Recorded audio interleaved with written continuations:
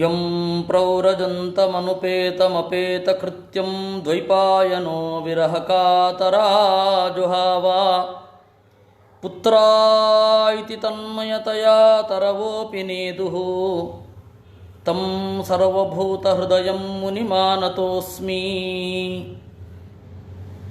ಯಸ್ಯಾನುಭಾವಮಖಿಲಶ್ರುತಿಸಾರಮೇಕಮಧ್ಯಾತ್ಮದೀಪಮತಿತಿತೀರ್ಷತಾಂ ತಮೋಂಧಂ ಸಂಸಾರಿಣಾಂ ಕರುಣಯಾಃ ಪುರಾಣಗುಹ್ಯಂ ತಂ ವ್ಯಾಸಸೂನುಮುಪಯಾಮಿ ಗುರುಂ ಮುನೀನಾಂ. ನಾರಾಯಣಂ ನಮಸ್ಕೃತ್ಯ ನರಂ ಚೈವ ನರೋತ್ತಮಂ ದೇವೀಂ ಸರಸ್ವತೀಂ ವ್ಯಾಸಂ ತತೋ ಗ್ರಂಥಮುದೀರಯೇ. ಮಾತರ್ಮೇ ಮಾತರಿಷ್ವನ್ನ ಪಿತರತುಲಗುರೋ ಭ್ರಾತರಿಷ್ಟಾಪ್ತಬಂಧೋ ಸ್ವಾಮಿನ್ ಸರ್ವಾಂತರಾತ್ಮನ್ನಜರ ಇತರ್ಜನ್ಮ ಮೃತ್ಯಾಮಯಾನಾಂ. ಗೋವಿಂದೇ ದೇಹಿ ಭಕ್ತಿಂ ಭವತಿ ಚ ಭಗವನ್ನೂರ್ಜಿತಾಂ ನಿರ್ನಿಮಿತ್ತಾಂ ನಿರ್ವ್ಯಾಜಾಂ ನಿಶ್ಚಲಾಂ ಸದ್ಗುಣಗಣಬೃಹತೀಂ ಶಾಶ್ವತೀಂ ಆಶುದೇವ.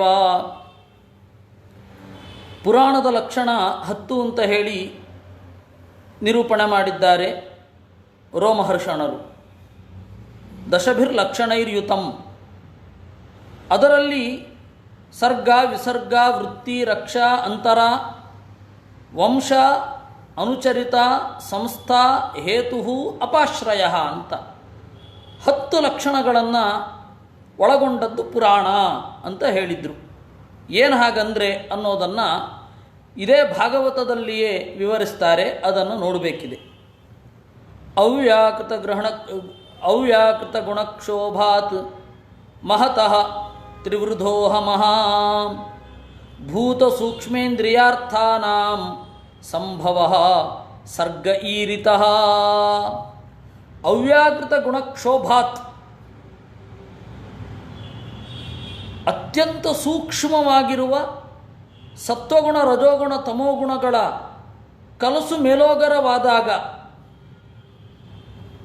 ಮಹತಃ ಮಹತ್ತತ್ವದ ಸೃಷ್ಟಿ, ಆಮೇಲೆ ಅಹಮಃ ಅಹಂಕಾರ ತತ್ವದ ಸೃಷ್ಟಿ. ಮಹತ್ತತ್ವ ಮತ್ತು ಅಹಂಕಾರ ತತ್ವದ ಪ್ರಭಾವಗಳನ್ನು ಒಳಗೊಂಡ ಈ ಎಲ್ಲ ವಸ್ತುಗಳ ಸೃಷ್ಟಿ. ಭೂತ ಸೂಕ್ಷ್ಮ ಹೇಳಿದರೆ ಮಣ್ಣು, ನೀರು, ಗಾಳಿ, ಆಕಾಶ, ಬೆಂಕಿಯ ಅತ್ಯಂತ ಅಗೋಚರವಾದ ಭಾಗ. ಅದು ಇರೋದರಿಂದಾಗಿ ಪರಮಾಣುಗಳಲ್ಲಿ ಪಂಚವಿಧ ವಿನ್ಯಾಸ ಅನ್ನೋದು ಉಂಟಾಗುತ್ತೆ. ಈ ದೇಶದಲ್ಲಿ ತಾರ್ಕಿಕರು ಅನ್ನೋರಾಗಿ ಹೋದರು. ಅವರು ಹೇಳ್ತಾ ಇದ್ರು, ಪೃಥಿವಿ ಅಂತ ಪರಮಾಣು ಬೇರೆ, ಪಾರ್ಥಿವ ಪರಮಾಣು ಬೇರೆ, ಜಲೀಯ ಪರಮಾಣು ಬೇರೆ, ವಾಯವೀಯ ಪರಮಾಣು ಬೇರೆ, ಆಗ್ನೇಯ ಪರಮಾಣು ಬೇರೆ ಅಂತ. ಮಧ್ವಾಚಾರ್ಯರು ಮತ್ತು ಈಗಿನ ಸೈಂಟಿಸ್ಟರು ಅದನ್ನು ಒಪ್ಪಲ್ಲ. ಪರಮಾಣು ಇರೋದು ಒಂದೇ ರೀತಿ. ಆ ಭೂತ ಸೂಕ್ಷ್ಮದ ಸನ್ನಿಧಾನದಿಂದಾಗಿ ಏನಾಗುತ್ತೆ, ಬೇರೆ ಬೇರೆ ತರಹದ ಭೂತಗಳು ನಮಗೆ ಕಾಣುತ್ತೆ. ವಿನ್ಯಾಸ ಭೇದ ಅಷ್ಟೇ ಎಂದರು ಆಚಾರ್ಯರು. ಅನುವ್ಯಾಖ್ಯಾನದಲ್ಲಿ ಅದನ್ನು ವಿಸ್ತಾರವಾಗಿ ಉಪಪಾದನೆ ಮಾಡ್ತಾರೆ. ಇವುಗಳ ಸೃಷ್ಟಿ ಭೂತ ಸೂಕ್ಷ್ಮೇಂದ್ರಿಯಾರ್ಥಾನಾಂ, ಶಬ್ದ ಸ್ಪರ್ಶ ರೂಪ ರಸಗಂಧ ಇವುಗಳ ಸೃಷ್ಟಿ. ಪುರುಷಾನುಗೃಹೀತಾನಾಂ ಏತೇಷಾಂ ವಾಸನಾಮಯಃ ವಿಸರ್ಗೋಯಃ ಸಮಾಹಾರಃ ಜೀವೋ ಜೀವಶ್ಚರಾಚರಃ. ಇದು ಬೇಸಿಕ್ ಸರ್ಗ. ಈ ಸರ್ಗದಿಂದ ವಿಸರ್ಗ ಆಗತ್ತಲ್ಲ. ಏನು ಹಾಗಂದರೆ ವಿಸರ್ಗ ಅಂದರೆ ಜೀವರು ಮಾಡುವಂತಹ ಸೃಷ್ಟಿ. ಬ್ರಹ್ಮದೇವರಿಂದ ಶುರು ಮಾಡಿಕೊಂಡು ತೃಣದಲ್ಲಿ ಇರುವ ತನಕದ ಜೀವರು ಈ ವಸ್ತುವನ್ನು ಬಳಸಿಕೊಂಡು ಏನು ಹೊಸ ವಸ್ತುವನ್ನು ಕ್ರಿಯೇಟ್ ಮಾಡ್ತಾರೆ, ಅದನ್ನು ವಿಸರ್ಗ ಅಂತ ಕರೀತಾರೆ. ಇವಾಗ ಯಾರೂ ಕೂಡ ಮಣ್ಣು ಇದು ಪಂಚಭೂತಗಳನ್ನು ತೆಗೆದು ಆರನೇ ಭೂತವನ್ನು ಸೃಷ್ಟಿ ಮಾಡಲಿಕ್ಕೆ ಆಗೋಲ್ಲ. ಇದ್ದದ್ರಿಂದಲೇ ಏನೋ ಸೃಷ್ಟಿ ಮಾಡಬೇಕು. ಇಲ್ಲದೇ ಇರೋದ್ರಿಂದ ಏನೋ ಸೃಷ್ಟಿ ಮಾಡಲಿಕ್ಕಾಗಲ್ಲ, ಅಥವಾ ಹೊಸದೊಂದು ಭೂತವನ್ನು ಸೃಷ್ಟಿ ಮಾಡಲಿಕ್ಕೆ ಆಗೋಲ್ಲ. ಇದ್ದದ್ದನ್ನು ಗುರುತಿಸಬಹುದು ಅಷ್ಟೇ. ನಕ್ಷತ್ರಗಳಿಷ್ಟು ಅಂತ ಹೇಳಿ ಇಲ್ಲ ಇನ್ನೊಂದು ಅಂತ ಹೇಳಬಹುದು ಅಷ್ಟೇ. ಅಷ್ಟು ಬಿಟ್ಟು ಬೇರೆ ಹೇಳಲಿಕ್ಕಾಗೋಲ್ಲ. ಅದರಿಂದಾಗಿ ಪುರುಷಾನುಗೃಹೀತಾನಾಂ ಏತೇಷಾಂ, ಜೀವರು ಈಗಾಗಲೇ ಸೃಷ್ಟವಾದ ಭೂತ ಸೂಕ್ಷ್ಮಗಳಿಂದ, ಇಂದ್ರಿಯ ಪದಾರ್ಥಗಳಿಂದ ಹೊಸದಿನ್ನೇನನ್ನೋ ಕ್ರಿಯೇಟ್ ಮಾಡಬಹುದು. ಅದನ್ನು ವಿಸರ್ಗ ಅಂತ ಕರೀತಾರೆ. ಸರ್ಗ ಆಯಿತು, ವಿಸರ್ಗ ಆಯಿತು. ವೃತ್ತಿರ್ಭೂತಾನಿ ಭೂತಾನಾಂ ಚರಾಣಾಂ ಅಚರಾಣಿ ಚ ಕೃತೇಶೇನ ನೃಣಾಂ ತತ್ರ ಕಾಮಾಚ್ಚೋದನಯಾಪಿ ವಾ ರಕ್ಷಾ ಅಂದರು. ಚರಾಚರ ಪ್ರಪಂಚದ ಸೃಷ್ಟಿಯಾಯಿತು. ಈ ಸೃಷ್ಟಿ ಆದ ಮೇಲೆ ಇವರು ಯಾವ ರೀತಿ ಇರಬೇಕು ಅಂತ ಕೆಲವೊಂದು ಬೇಸಿಕ್ ನಿಯಮಗಳು ಇರ್ತದೆ.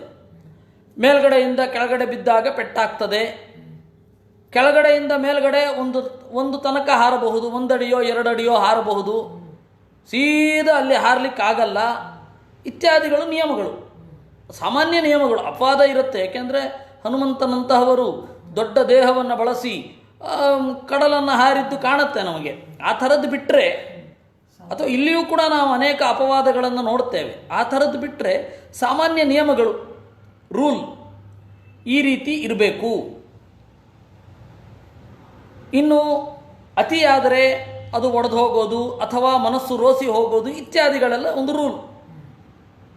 ಪರಿಮಿತಿಯನ್ನು ತಡೆಯದೇ ಹೋದರೆ ಅದು ನಾಶ ಆಗೋದು ಇತ್ಯಾದಿಗಳೆಲ್ಲ ಒಂದು ರೂಲ್. ಒಂದು ಹಗ್ಗ ಇರುತ್ತೆ, ಆ ಹಗ್ಗದ ಮೇಲೆ ಬಲೆಯಂತಹ ಹಗ್ಗ ಎಷ್ಟು ಭಾರ ಇರಬೇಕು ಅಷ್ಟು ಭಾರ ಇರಬೇಕು.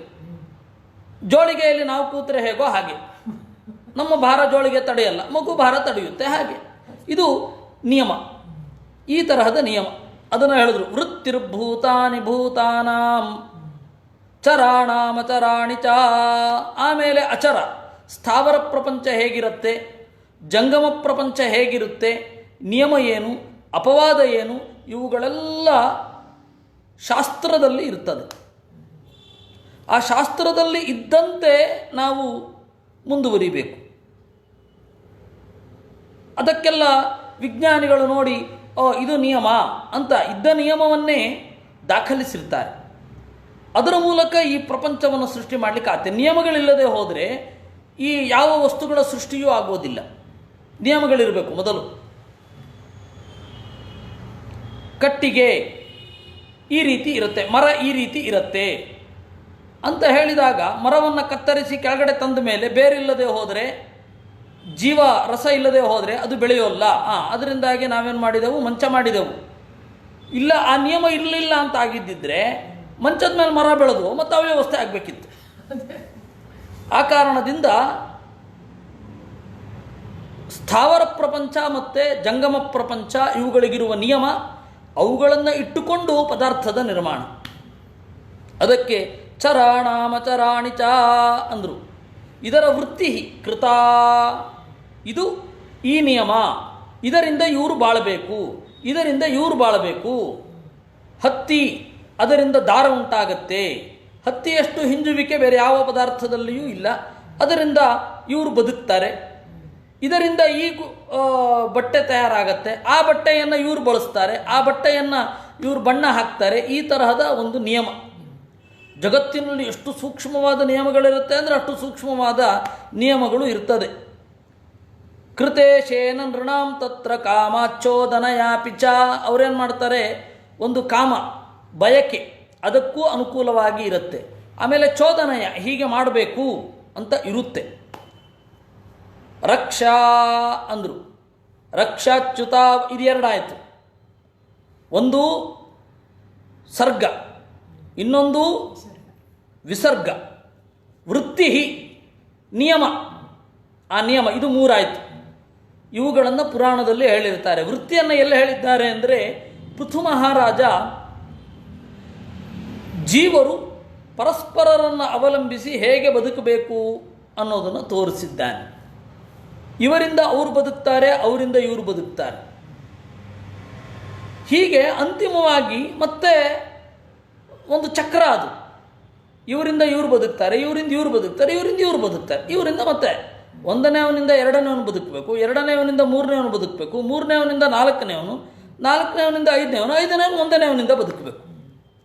ಈ ತರಹದ ನಿಯಮಗಳನ್ನು ಜೋಡಿಸಿರ್ತಾರೆ. ಇದನ್ನು ವೃತ್ತಿ ಅಂತ ಕರೀತಾರೆ. ಇದನ್ನು ಮೊದಲು ರೂಪಿಸಿದವ ಪೃಥು ಮಹಾರಾಜ. ಇಲ್ಲಿ ವೃತ್ತಿಯನ್ನು ಹೇಳಿದ್ದಾರೆ. ಆ ಕಾರಣದಿಂದ ಸರ್ಗಶ್ಚೈವ ವಿಸರ್ಗಶ್ಚ ವೃತ್ತಿ ಅಂತಾಯಿತು. ರಕ್ಷಾ ಅಂದರು.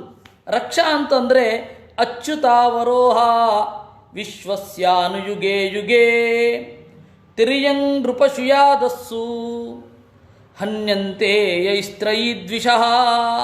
ಅಚ್ಯುತಾವರೋಹ ರಕ್ಷಾ, ದೇವರು ಕೆಳಗಡೆ ಇಳಿದು ಬರೋದನ್ನೇ ರಕ್ಷಣೆ ಅಂತ ಕರೀತಾರೆ. ಯಾಕೆ ಅಂದರೆ ಜ್ಞಾನ ಪ್ರತಿಬಂಧಕರಾದ ಅಸುರರನ್ನು ನಾಶ ಮಾಡೋದೇ ದೇವರ ಅವತಾರದ ಉದ್ದೇಶ. ಜ್ಞಾನ ಪ್ರತಿಬಂಧವನ್ನು ನಾಶ ಮಾಡೋದು,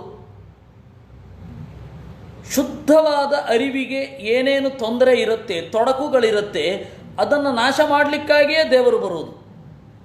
ಅದನ್ನು ಹೇಳಿದ್ರು, ತಿರ್ಯಂ ನೃಪಶು ಯಾದಸ್ಸು ನಿಗ್ರಹೋ ಯೈಹಿ ತ್ರಯೀದ್ವಿಷಃ. ತ್ರಯೀದ್ವಿಷಃ, ವೇದದ ಶತ್ರುಗಳು ಯಾರಿದ್ದಾರೆ ಅವರನ್ನು ಕೊಲ್ಲಲಿಕ್ಕಾಗಿ ಅವನು ಬರೋದು. ವೇದ ಇರೋದು ಯಾಕೆ? ಜ್ಞಾನಕ್ಕಾಗಿ. ಅವರನ್ನು ಕೊಲ್ಲೋದು ಯಾಕೆ? ಜ್ಞಾನಕ್ಕೆ ಬಂದ ನಿವಾರಣೆಯನ್ನು ಪರಿಹಾರ ಮಾಡೋದರಿಂದಾಗಿ. ಹೀಗಾಗಿ ವೃತ್ತಿ ರಕ್ಷಾ. ಆಮೇಲೆ ಅಲ್ಲಿಂದ ಮುಂದೆ ಅಂತರಾಣಿ ಅಂದರು.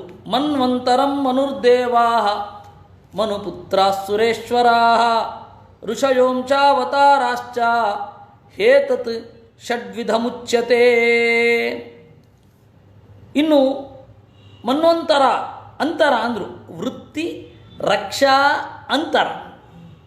ಅಂತರ ಅಂದರೆ ಮನ್ವಂತರ ಅಂತ ಇಟ್ಕೋಬೇಕು. ಅಂತರ ಅಂತಂದರೆ ಎರಡು ಮನುಗಳ ನಡುವಣ ಆಳ್ವಿಕೆ ಅಂತ ಅರ್ಥ. ಅಂತರ ಅಂದರೆ ನಡುವಣ ಭಾಗ. ಮನ್ವಂತರ ಅಂದರೆ ಮನುಗಳ ನಡುವಣ ಭಾಗ. ಸರಿ, ಇದರಲ್ಲಿ ಏನು ಮಾಡ್ತಾರೆ? ಅಂತರದಲ್ಲಿ ಮನುಹು ದೇವಾಹ, ಮನು ಇದ್ದಾನೆ, ದೇವತೆಗಳಿದ್ದಾರೆ, ಮನುವಿನ ಮಕ್ಕಳಿದ್ದಾರೆ. ಯಾಕೆಂದರೆ ಮನುವಿನ ಮಕ್ಕಳೇ ಮುಂದೆ ರಾಜ್ಯವನ್ನು ಪಾಲನೆ ಮಾಡುವಂಥದ್ದು. ಮನುವಿನ ಮಕ್ಕಳೇ ಆಯಾ ಕಾಲಕ್ಕೆ ತಕ್ಕಂತೆ ಕಾನೂನುಗಳನ್ನು ರಚನೆ ಮಾಡುವವರು, ಕಾನ್ಸ್ಟಿಟ್ಯೂಷನ್ಸ್ ಅದನ್ನು ಮಾಡುವವರು. ಆಮೇಲೆ ಸುರೇಶ್ವರಾಹ ದೇವತೆಗಳು, ಋಷಯ ಋಷಿಗಳು, ಮತ್ತು ಪರಮಾತ್ಮನ ವಿಶೇಷ ಸನ್ನಿಧಾನ ಇರುವಂತಹ ಜೀವರು.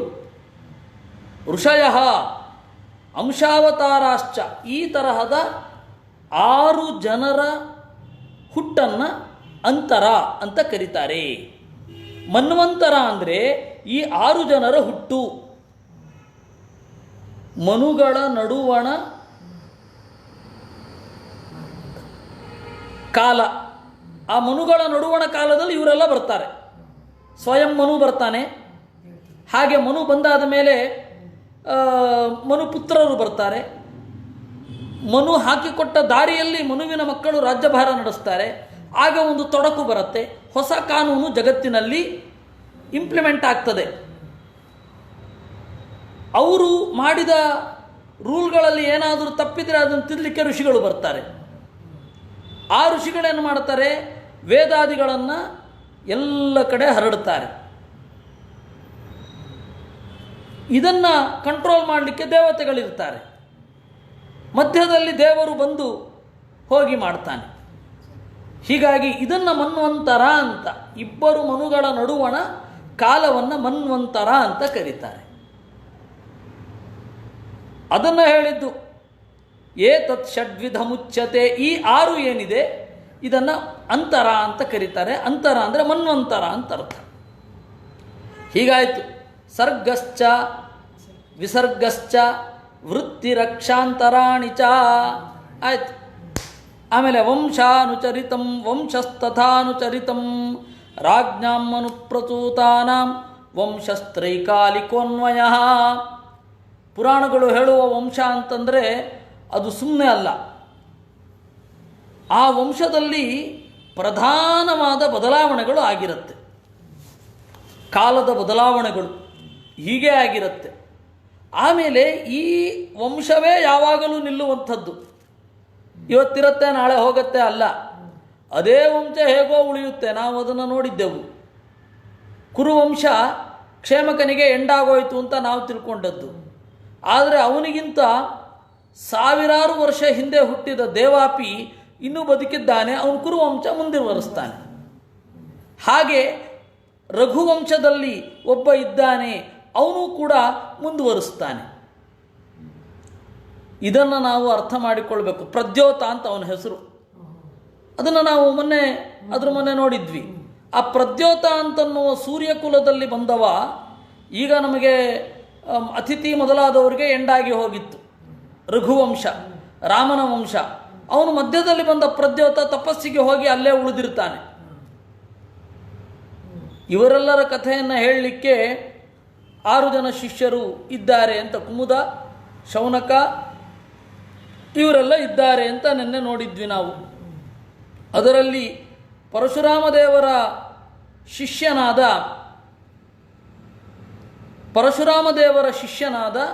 ಅಕೃತವ್ರಣ,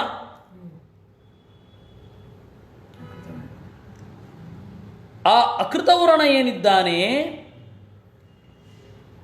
ಪರಶುರಾಮ ದೇವರ ಶಿಷ್ಯನಾದ ಅಕೃತವ್ರಣ, ಅವನು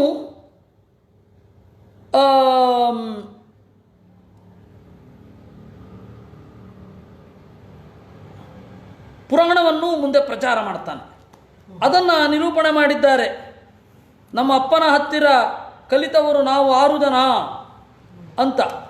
ತ್ರಯ್ಯಾರುಣಿ ಕಾಶ್ಯಪಶ್ಚ ಸಾವರ್ಣಿರಕೃತವ್ರಣ ಶಿಂಶಪಾಯನಹಾರೀತೌ ಷಡ್ವೈ ಪೌರಾಣಿಕಾಮತಾ ಅಂತ. ಅದನ್ನು ನಾವು ನಿನ್ನೆ ನೋಡಿದ್ವಿ.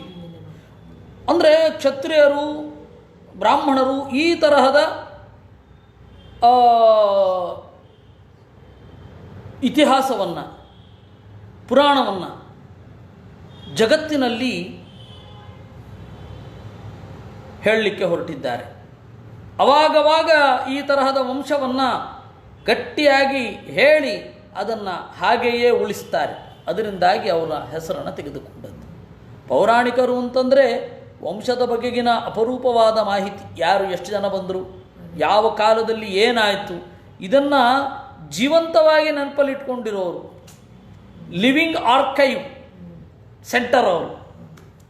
ಇವಾಗ ನಾವು ಆರ್ಕೈವ್ಸ್ ಅಂತ ಹೇಳಿ ಜಡವಾದ ಒಂದು ಪದಾರ್ಥ, ಅದನ್ನು ತೆಗೆದು ನೋಡೋರು ಯಾರು ಇರ್ತಾರೋ? ಯಾರೂ ಇರಲ್ಲ. ಬೇಕಾಗೂ ಇರಲ್ಲ ಅಂತ ಇಟ್ಕೊಳ್ಳಿ. ಕೆಲವೆಲ್ಲ ಅಪರೂಪ. ಅದರಿಂದಾಗಿ ದೇವರು ವಂಶಗಳನ್ನು ಹೇಳಲಿಕ್ಕಾಗಿಯೇ ಪೌರಾಣಿಕರನ್ನು ಇಟ್ಟಿದ್ದಿದ್ದು. ಪೌರಾಣಿಕರನ್ನು ಇಟ್ಟ ಮೇಲೆ ವಂಶ ಇಡೋದು ಬೇಡವೇ? ಅದನ್ನು ಹೇಳಿದ್ರು. ಅಂಶಃ ಅದನ್ನು ಎಲ್ಲಿ ಇಟ್ಟಿರ್ತಾನೆ? ಪುರಾಣಗಳಲ್ಲಿ ಇಟ್ಟಿರ್ತಾನೆ. ಆ ಪುರಾಣಗಳಲ್ಲಿ ಇದ್ದದ್ದು ವೇದವ್ಯಾಸರು ಬರೀತಾರೆ. ಅದು ಅನುಭವಕ್ಕೆ ಬಂದ ಮೇಲೆ ಅವರು ಹೇಳಬೇಕಲ್ವಾ? ವೇದವ್ಯಾಸರು ಇಂಥವರ ಅನುಭವಕ್ಕೆ ಬರಲಿ ಅಂತ ಅವರಿಗೆ ಅಂತರ್ದರ್ಶನವನ್ನು ಕೊಟ್ಟು ಆ ಪುರಾಣವನ್ನು ಅವ್ರ ಬಾಯಲ್ಲಿ ಹೇಳಿಸ್ತಾರೆ. ಇದು ವೇದವ್ಯಾಸರ ಅಪಾರವಾದ ಕರುಣೆ. ಹೀಗಾಗಿ ವಂಶಃ ಅಂತಂದರು. ಅದನ್ನು ಹೇಳಿದ್ದು ವಂಶಃ ಅಂದರು. ವಂಶಾನುಚರಿತಂ ತೇಷಾಂ ವೃತ್ತಂ ವಂಶಧರಾಶ್ಚಯೇ. ಆ ವಂಶದಲ್ಲಿ ಬಂದ ಅಪರೂಪದ ವ್ಯಕ್ತಿಗಳ ಚರಿತ್ರೆ ಏನು, ಒಬ್ಬೊಬ್ರದ್ದು ಒಂದೊಂದು ಕಥೆ ಏನು ಡಿಫ್ರೆಂಟ್ ಆಗಿದೆ. ಯಾರ್ಯಾರು ಎಷ್ಟೆಷ್ಟು ಕಷ್ಟಪಟ್ಟರು, ಯಾರ್ಯಾರು ಎಷ್ಟೆಷ್ಟು ಮೇಲ್ಗಡೆ ಬಂದರು, ಮೇಲ್ಗಡೆ ಇದ್ದವರು ಕೆಳಗಡೆ ಹೇಗೆ ಹೋದರು, ಕೆಳಗಡೆ ಇದ್ದವರು ಮೇಲ್ಗಡೆ ಹೇಗೆ ಬಂದರು. ಸುಮ್ಮನೆ ಒಬ್ಬನ ಕಥೆ.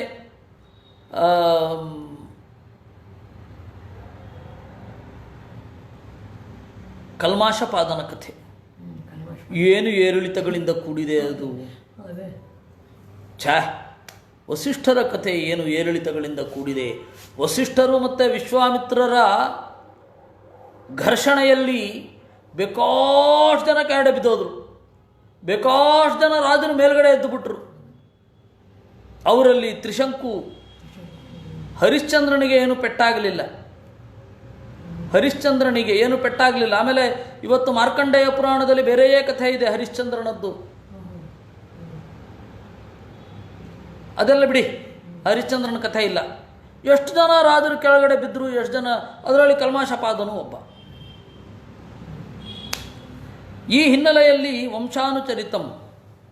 ಇದಾದ ಮೇಲೆ ಸಂಸ್ಥಾ, ಯಥಾಪ್ರಕಾರ ಇರುವುದನ್ನು ಸಂಸ್ಥಾ ಅಂತ ಕರೀತಾರೆ. ನೈಮಿತ್ತಿಕ ಪ್ರಾಕೃತಿಕೋ ನಿತ್ಯ ಆತ್ಯಂತಿಕೋ ಲಯ ಸಂಸ್ಥೇತಿ ಕವಿಭಿಪ್ರೋಕ್ತ ಚತುರ್ಥ ಅಸ್ಯ ಸ್ವಭಾವತಃ. 4 ತರಹದ ಪ್ರಳಯ ಇದೆ ಅಂದರು. ಏನು? ನೈಮಿತ್ತಿಕ. ನೈಮಿತ್ತಿಕ ಅಂತ ಹೇಳಿದ್ರೆ ಯಾವುದೋ ಒಂದು ನಿಮಿತ್ತದಿಂದ ಆಗತಕ್ಕಂಥದ್ದು, ಉತ್ಪಾತಗಳಿಂದ, ಸುನಾಮಿ, ಸುಂಟರಗಾಳಿ ಮೊದಲಾದ ಉತ್ಪಾತಗಳಿಂದ ಆಗತಕ್ಕಂಥದ್ದು ನೈಮಿತ್ತಿಕ ಅಂತ. ಇನ್ನು ನೈಮಿತ್ತಿಕ ಪ್ರಾಕೃತಿಕ, ಒಂದು ಇಡೀ ಪ್ರಕೃತಿಯೇ ಬದಲಾಗಿ ಬಿಡುತ್ತೆ. ಅದರ ಮೇಲೆ ಆಗುವ ವಿಪರೀತವಾದ ದೌರ್ಜನ್ಯ ನಾಶ ಆಗೋದಲ್ಲಿಂದ. ಆ ದೌರ್ಜನ್ಯದಿಂದಾಗಿ ಪ್ರಜೆಗಳ ನಾಶ ಆಗ್ತದೆ. ಆದ್ದರಿಂದಾಗಿ ಪ್ರಾಕೃತಿಕ ಅಂದರು. ನಿತ್ಯ, ಯಾವಾಗಲೂ ಆಗತಕ್ಕಂತಹ ಪ್ರಳಯ, ಪ್ರತಿ ದಿವಸ ಆಗ್ತಾ ಇರುತ್ತೆ. ಇವಾಗ ಉದಾಹರಣೆಗೆ ನಮ್ಮ ಈಗಿನ ಒಂದು ಕ್ಷಣ, ಈಗಿನ ಒಂದು ಕ್ಷಣದಲ್ಲಿ ಏನಿರುತ್ತೆ ಅದು ಮುಂದಿನ ಕ್ಷಣಕ್ಕೆ ಬದಲಾಗೋಗಿರುತ್ತೆ, ನಮಗೆ ಗೊತ್ತಾಗಲ್ಲ ಅಷ್ಟೆ. ಅದನ್ನು ಮಧ್ವಾಚಾರ್ಯರು ಹೇಳ್ತಾರೆ. ವಿಶ್ವರೂಪ ದರ್ಶನ ಆದಾಗ ಅರ್ಜುನ ತಲೆ ಕತ್ತರಿಸಿ ಹೋಗಿರುವವರನ್ನು ಬಹಳ ಜನ ನೋಡಿದ ಅಂತೆ. ಅಲ್ಲ, ಅವನು ನೋಡಿದ್ದು ಸುಳ್ಳ ಅಥವಾ ಕಾಲ್ಪನಿಕವ ಅಥವಾ ನಿಜವಾಗಿಯೂ ಆಗಿತ್ತಾ? ನಿಜವಾಗಿಯೂ ಆಗಿತ್ತು ಅಂತಾರೆ. ನಿಜವಾಗಿಯೂ ಆಗಿದ್ದರೆ ಕುರುಕ್ಷೇತ್ರಕ್ಕೆ ಬರಬೇಕಾದ್ರೇ ತಲೆ ಕತ್ತರಿಸ್ಕೊಂಡು ಬಂದ್ಬಿಡ್ಬೇಕಲ್ವಾ? ಅಂದರೆ ಸೂಕ್ಷ್ಮ ದೃಷ್ಟಿಗಳಾದ ಜೀವರಿಗೆ, ದೇವತೆಗಳಿಗೆ ಕಾಣಿಸ್ತಾ ಇತ್ತು, ಸ್ಥೂಲ ದೃಷ್ಟಿಗಳಾದ ಮನುಷ್ಯರಿಗೆ ಕಾಣಿಸ್ತಾ ಇರಲಿಲ್ಲ. ಅದರಿಂದಾಗಿ ತಲೆ ಕತ್ತರಿಸಿದ ಹಾಗೆ ಕಾಣಲ್ಲ. ಅವ್ರಿಗೆ ಮೊದಲೇ ಇಲ್ಲಿ ಕತ್ತರಿಸ್ಬಿಟ್ಟಿದೆ, ಏಟು ಅನ್ನೋದೊಂದು ನಿಮಿತ್ತ ಅಂತ ಅಷ್ಟೇ ಗೊತ್ತಾಗತ್ತೆ. ಮಧ್ವಾಚಾರ್ಯರು ಹೇಳ್ತಾರೆ ಈ ಅಂಶವನ್ನು. ಹೀಗಾಗಿ ಅವನಿಗೆ ದರ್ಶನದಲ್ಲಿ ಸೈಂಧವನ ತಲೆ ಕತ್ತರಿಸಿ ಹೋಗಿರೋದು ಕಾಣ್ತಾ ಇತ್ತು, ಗ್ಯಾಪ್ ಇರೋದು ಕಾಣ್ತಾ ಇತ್ತು. ಕತ್ತರಿಸಿ ಹೋಗಿದೆ, ನಾನು ಮುಂದೆ ಆಗೋದಾದರೆ ನಿಮಿತ್ತ ಮಾತ್ರ. ದ್ರೋಣಾಚಾರ್ಯರ ತಲೆ ಇಷ್ಟು ಸೀಳಿಬಿಟ್ಟಿದೆ, ಮುಂದೆ ಆಗೋದು ನಿಮಿತ್ತ ಮಾತ್ರ. ಅಭಿಮನ್ಯು ತಲೆ ಹೊಡ್ಕೊಂಡು ಇನ್ನೇನು ರಕ್ತ ಬರೋದಿದೆ, ನನಗೆ ನಿಮಿತ್ತ ಮಾತ್ರ ಅಂತೆಲ್ಲ ಗೊತ್ತಾಗ್ತಾ ಹೋಯಿತು. ಅದಕ್ಕೆ ಅವನು ಗಡಗಡ ನಡುಗಿದ್ದು. ಲೋಕತ್ರಯಂ ಪ್ರವ್ಯಥಿತಂ ಅಂತ. ದ್ರೋಣಂಚ ಭೀಷ್ಮಂಚ ಜಯದ್ರಥಂಚ, ಆ ಚಾದಲ್ಲಿ ತನ್ನವರೆಲ್ಲರ ಸಾವನ್ನು ಕಾಣ್ತಾ ಇದ್ದ ಅಂತ ಬೇಂದ್ರೆಯವರ ಇಂಟರ್ಪ್ರಿಟೇಷನ್. ಅದೇ ಕಂಡಿರಬೇಕು ಅಂತ. ದ್ರೋಣಂಚ ಭೀಷ್ಮಂಚ ಜಯದ್ರಥಂಚ, ಜಯದ್ರಥನನ್ನೂ ಕೂಡ, ಅಂದರೆ ಇನ್ಯಾರೋ ಇರಬೇಕು ಹೀಗೆ. ಅದರಿಂದಾಗಿ ಈ ಎಲ್ಲರ ಸಾವನ್ನು ಅವನು ನೋಡ್ದ ಸೂಕ್ಷ್ಮವಾಗಿ. ಸ್ಥೂಲ ದೃಷ್ಟಿಗಳಾದ ಮನುಷ್ಯರಿಗೆ ಗೊತ್ತಾಗಲಿಲ್ಲ. ಅದಕ್ಕೊಂದು ಉದಾಹರಣೆ ಕೊಡ್ತಾರೆ. ಪುರೂರವಸೋ ಜರ ದೃಷ್ಟ ಅಶ್ವಿಭ್ಯಾಂ. ಅವನು ಪುರೂರವಸ್ಸು, ಪುರಾಣದಲ್ಲಿದೆ, ಇದು ಹರಿವಂಶದಲ್ಲಿದೆ. ಪುರೂರವಸ್ಸು ಎಣ್ಣೆ ಹಚ್ಕೊಂಡು ಬರ್ತೇನೆ, ತೈಲಾಭ್ಯಂಗ ಮಾಡ್ಕೊಂಡು ಬರ್ತೇನೆ ಅಂತ ಒಳಗಡೆ ಹೋದ ಅಂತೆ. ಆವಾಗ ಅವನಿಗೆ ಯೌವನ ಇತ್ತಂತೆ. ಬರಬೇಕಾದ್ರೆ ಯೌವನ ಹೊರಟು ಹೋಗಿತ್ತು. ಆ ಸೂಕ್ಷ್ಮವಾಗಿ ನೋಡಿಬಿಟ್ಟು ನಕ್ಕರು ಅಶ್ವಿದೇವತೆಗಳು ಅಂತ ಹೇಳ್ತಾರೆ. ನಮಗೆ ಕಾಣಲ್ಲ. ಈ ಟೈಮಿನಲ್ಲಿ over A period of time ನಾವು ನೋಡಿದಾಗ ಇವ್ರಿಗೆ ವಯಸ್ಸಾಗೋಗಿದೆ ಅಂತ. ಯಾವ ಟೈಮಿನಲ್ಲಿ ಬಿಳಿ ಆಗ್ತಾ ಇದೆ ಬಣ್ಣ, ಕೂದಲು ಬಣ್ಣ ಬಿಳಿ ಆಗ್ತಾ ಇದೆ ಅಂತ ನಮ್ಗೆ ಯಾವಾಗ ಕಾಣುತ್ತೆ? ಅದಾದ್ಮೇಲೆ ಕಾಣುತ್ತೆ. ಅದು ಆಗ್ತಾ ಇರಬೇಕಾದ್ರೇ ಕಾಣುತ್ತೆ ದೇವತೆಗಳಿಗೆ.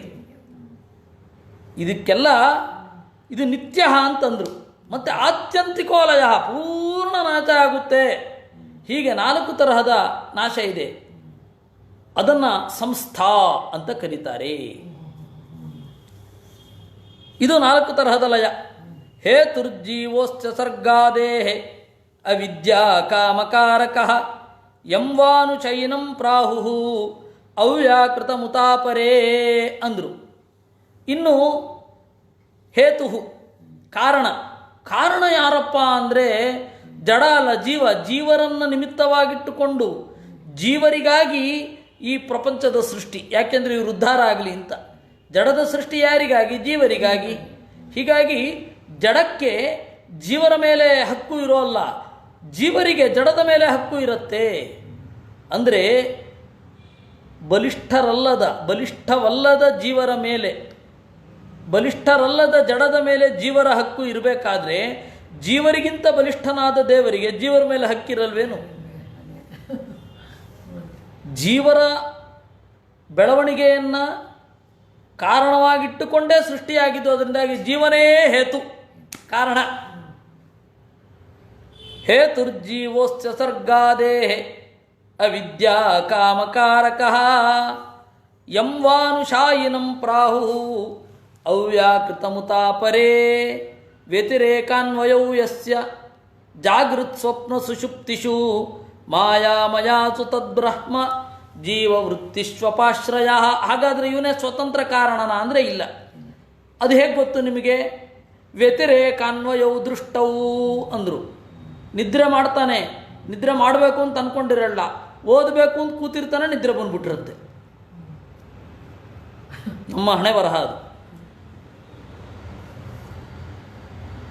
ಓದ್ತಾ ಇದ್ದೀವಿ ಅಂತ ಅಂದ್ಕೊಂಡಿರ್ತೀನಿ, ನಿದ್ರೆ ಬಂದ್ಬಿಟ್ಟಿರುತ್ತೆ. ರಾತ್ರಿ ಸ್ವಲ್ಪ ಸುಸ್ತಾಗಿರುತ್ತೆ ಅನ್ನೋದು ಸತ್ಯ, ಹೇಳಿದ್ದು.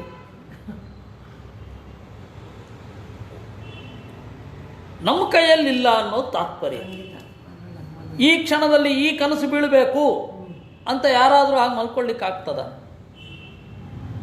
ಯಾರೋ ಒಬ್ಬ ಹೇಳಿದ್ನಂತೆ, ನನಗೆ ದಿವಸ ಮುಳ್ಳುಗಳ ಮೇಲೆ ನಡೆಯುವ ಕನಸು ಬೀಳ್ತಾ ಇದೆ ಎಂದಾಗ ಚಪ್ಪಲಿ ಹಾಕ್ಕೊಂಡು ಮಲ್ಕು ಅಂತ ಇನ್ನೊಬ್ಬ ಹೇಳಿದ ಅಂತ. ಆದರೆ ಇಲ್ಲಿ ಚಪ್ಪಲಿ ಹಾಕ್ಕೊಂಡ್ರೆ ಅಲ್ಲಿ ಚಪ್ಪಲಿ ಹಾಕ್ಕೊಂಡಾಗಿರಲ್ಲ ಅನ್ನೋದು ನಮ್ಮ ಯಥಾಸ್ಥಿತಿ, ಅದು ಯಥಾರ್ಥ. ಅದರಿಂದಾಗಿ ಹೇಳ್ತಾರೆ, ವ್ಯತಿರೇಕ ಅನ್ವಯವು ಯಸ್ಯ ಜಾಗ್ರತ್ ಸ್ವಪ್ನ ಸುಷುಪ್ತಿಷು. ಎಚ್ಚರದಲ್ಲಿ, ಗಾಢವಾದ ನಿದ್ರೆಯಲ್ಲಿ, ಕನಸಿನಲ್ಲಿ ನಮ್ಮ ಕೈವಾಡ ಇಲ್ಲ. ಆದ್ದರಿಂದಾಗಿಯೇ ಅಪಾಶ್ರಯ, ಇದಕ್ಕೆ ಸ್ವತಂತ್ರನಾಗಿ, ಸ್ವತಂತ್ರ ಆಶ್ರಯನಾಗಿ, ಸ್ವತಂತ್ರ ಕಾರಣನಾಗಿ ಇನ್ನೊಬ್ಬ ಇದ್ದಾನೆ, ಅವನು ದೇವರು. ಹೀಗಾಗಿ 10 ಲಕ್ಷಣಗಳನ್ನು ಈ ದೇವರ ಬಗ್ಗೆನೂ ಹೇಳಿದ್ದಾರೆ. 10 ಲಕ್ಷಣಗಳು ಪುರಾಣದಲ್ಲಿ ಇವೆ. ಪದಾರ್ಥೇಶು ಚ ಯದ್ದ್ರವ್ಯಂ ತನ್ಮಾತ್ರಂ ರೂಪನಾಮತು ಬೀಜಾದಿ ಪಂಚತಾಂತಾಸು ಹ್ಯವಸ್ತಾಸು ಯುತಾಯುತಂ. ಪದಾರ್ಥಗಳಲ್ಲಿ, ದ್ರವ್ಯದ ಪರಿಣಾಮಗಳಲ್ಲಿ ಒಂದು ಹೆಸರು, ಒಂದು ರೂಪದಲ್ಲಿ. ರೂಪವನ್ನು ನಾವು ಕೊಟ್ಟಿದ್ದಲ್ಲ, ನಮ್ಮ ಮಗುವಿಗೆ ನಾವು ರೂಪ ಕೊಟ್ಟದ್ದೋ ಇಲ್ಲ. ಆಮೇಲೆ ನಾಮ, ಹೆಸರುಗಳಲ್ಲಿ ಬೀಜಾದಿ ಪಂಚತಾಂತಾಸು. ಆಮೇಲೆ ಮಣ್ಣು, ನೀರು, ಗಾಳಿ, ಆಕಾಶ, ಬೆಂಕಿ, ಈ ಬೀಜದಿಂದ ಹಿಡಿದು, ಬೀಜ, ಅಂಕುರ, ಕಾಂಡ, ಶಾಖ, ಪುಷ್ಪ, ಫಲ, ಈ 5 ತರಹದ ಬೆಳವಣಿಗೆಗಳಲ್ಲಿ ಯಾವುದರದ್ದೇ ಆಗಲಿ, ಈ 5 ತರಹದ ಬೆಳವಣಿಗೆಗಳಲ್ಲಿ ಜೀವನ ಜೊತೆಗೆ ಇರುವವನೊಬ್ಬ ಇದ್ದಾನೆ, ಅವನನ್ನು ಅಪಾಶ್ರಯ ಅಂತ ಕರೀತಾರೆ. ವಿರಮೇತ ಯದಾ ಚಿತ್ತಂ ಹಿತ್ವಾ ವೃತ್ತಿತ್ರಯಾಶ್ರಯಂ ಯೋಗೇನ ವಾ ತದಾತ್ಮಾನಂ ವೇದನಾತ್ಮ ನಿವರ್ತತೆ. ವಿರಮೇತ ಯದಾ ಚಿತ್ತಂ, ಮನಸ್ಸು ಈ 8 ಚಿಂತಿಸಿ ಜಡದಿಂದ ಕಳಚಿಕೊಂಡು 9ನೆಯದ್ದಾದ ಇದು 10ನೆಯದರೊಂದಿಗೆ ಕೂಡಿದ್ರೆ ಅದನ್ನು ಮುಕ್ತಿ ಅಂತ ಕರೀತಾರೆ. ವೇದ ನಾತ್ಮ ನಿವರ್ತತೆ, ಆತ್ಮನ ನಿವೃತ್ತಿ ಇಲ್ಲ. ಏವಂ ಲಕ್ಷಣ ಲಕ್ಷ್ಯಾಣಿ ಪುರಾಣಾನಿ ಪುರಾವಿದಃ ಮುನಯೋಷ್ಟಾದಶ ಪ್ರಾಹು ಕ್ಷುಲ್ಲಕಾನಿ ಮಹಾಂತಿ ಚ. ಈ ತರಹದ ಜಗತ್ತಿನ ಅಥವಾ ಜೀವನದ ಸಮಗ್ರ ನಡೆಯನ್ನು ಪ್ರತಿಪಾದನೆ ಮಾಡುವ ಪುರಾಣಗಳು 18 ಅಂತ ಹಿಂದಿನವರು ಹೇಳುತ್ತಾರೆ. ಕೆಲವು ಚಿಕ್ಕದು, ಕೆಲವು ದೊಡ್ಡದು.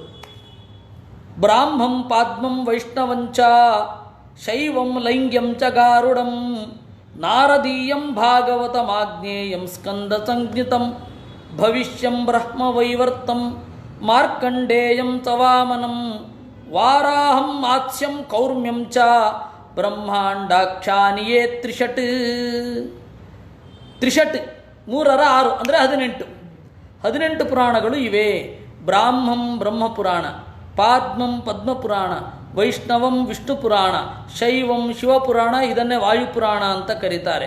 ಲೈಂಗ್ಯಂ ಲಿಂಗ ಪುರಾಣ, ಗಾರುಡಂ ಗರುಡ ಪುರಾಣ, ನಾರದೀಯಂ ನಾರದ ಪುರಾಣ, ಭಾಗವತಂ ನಾವು ನೋಡಿದ್ದು, ಆಗ್ನೇಯಂ ಅಗ್ನಿಪುರಾಣ, ಆಮೇಲೆ ಸ್ಕಾಂದ ಸಂಜ್ಞಿತಂ ಸ್ಕಂದ ಪುರಾಣ, ಭವಿಷ್ಯಂ ಭವಿಷ್ಯ ಪುರಾಣ, ಬ್ರಹ್ಮವೈವರ್ತ ಪುರಾಣ, ಮಾರ್ಕಂಡೇಯ ಪುರಾಣ, ವಾಮನ ಪುರಾಣ, ವರಾಹ ಪುರಾಣ, ಮಾತ್ಸ್ಯ ಪುರಾಣ, ಕೂರ್ಮ ಪುರಾಣ, ಬ್ರಹ್ಮಾಂಡ ಪುರಾಣ, ಇವಿಷ್ಟು 18. ಇದನ್ನು ಹೇಳುವಂತಹ ಒಂದು ತಮಾಷೆಯ ಶ್ಲೋಕ ಇದೆ. ಭ್ರತ್ರಯಂ ಭದ್ವಯಂ ಮದ್ವಯಂ ಚೈವ ಭ್ರತ್ರಯಂ ವಚತುಷ್ಟಯಂ ಅಪಾನಲಿಂಗ ಕೂಸ್ಕಾನಿ ಪುರಾಣಾನಿ ಪೃಥಕ್ ಪೃಥಕ್ ಅಂತ. ಭ್ರತ್ರಯಂ ಅಂದರೆ ಬ್ರಾಯಿಂದ ಶುರು ಆಗತಕ್ಕಂಥದ್ದು 3: ಬ್ರಹ್ಮಾಂಡ, ಬ್ರಹ್ಮವೈವರ್ತ, ಬ್ರಹ್ಮಪುರಾಣ. ಭ್ರತ್ರಯಂ, ಭದ್ವಯಂ ಭವಿಷ್ಯೋತ್ತರ ಮತ್ತು ಭಾಗವತ, ಮದ್ವಯಂ ಮಾರ್ಕಂಡೇಯ ಪುರಾಣ, ಆಮೇಲೆ ಮತ್ಸ್ಯ ಪುರಾಣ. ಭದ್ವಯಂ ಮದ್ವಯಂ ಚೈವ ಭ್ರತ್ರಯಂ ವಚತುಷ್ಟಯಂ ವಾಮನ ಪುರಾಣ, ವಿಷ್ಣು ಪುರಾಣ, ವರಾಹ ಪುರಾಣ, ಆಮೇಲೆ ವಿಷ್ಣು ಪುರಾಣ. 4: ಭ್ರತ್ರಯಂ ಭದ್ವಯಂ ಮದ್ವಯಂ ಚೈವ ಭ್ರತ್ರಯಂ ವಚತುಷ್ಟಯಂ ಅಪಾನಲಿಂಗ ಕೂಸ್ಕಾನಿ. ಆ ಅಂದರೆ ಅಗ್ನಿಪುರಾಣ, ನಾ ಅಂದರೆ ನಾರದೀಯ ಪುರಾಣ, ಪ ಅಂದರೆ ಪದ್ಮಪುರಾಣ, ಲಿ ಅಂದರೆ ಲಿಂಗ ಪುರಾಣ, ಗ ಅಂದರೆ ಗರುಡ ಪುರಾಣ. ಇಷ್ಟು ಸೇರಿದರೆ 18 ಪುರಾಣ ಆಗ್ತದೆ. ಬ್ರಹ್ಮಣೈತತ್ ಸಮಾಖ್ಯಾತಂ ಶಾಸ್ತ್ರ ಪ್ರಣಯನಂ ಮುನೇ ಶಿಷ್ಯಾಣಾಂಚ ಪ್ರಶಿಷ್ಯಾಣಾಂ ಬ್ರಹ್ಮತೇಜೋ ವಿದೀಪನಂ. ಇದನ್ನು ಹೇಳ್ತಾ ಇದ್ದರೆ, ಈ ಅಧ್ಯಾಯವನ್ನು ಪಾರಾಯಣ ಮಾಡಿದ್ರೆ, ಈ ಅಧ್ಯಾಯವನ್ನು ಮನನ ಮಾಡಿದ್ರೆ ಬ್ರಹ್ಮತೇಜೋ ವಿದೀಪನಂ, ಸ್ವಾಧ್ಯಾಯ ಅನ್ನೋದು ಗಟ್ಟಿಯಾಗತ್ತೆ. ಇದನ್ನು ಚಿಂತನೆ ಮಾಡಿದರೆ ಸ್ವಾಧ್ಯಾಯ ಯಾವುದೇ ಜನ್ಮದಲ್ಲಿ ಅವನಿಗೆ ಸಿಕ್ಕೇ ಸಿಗುತ್ತೆ. ಅದರಿಂದಾಗಿ 12ನೆಯ ಸ್ಕಂಧದ ಈ ಭಾಗವನ್ನು, 6ನೆಯ ಅಧ್ಯಾಯವನ್ನು ಚಿಂತನೆ ಮಾಡಬೇಕು.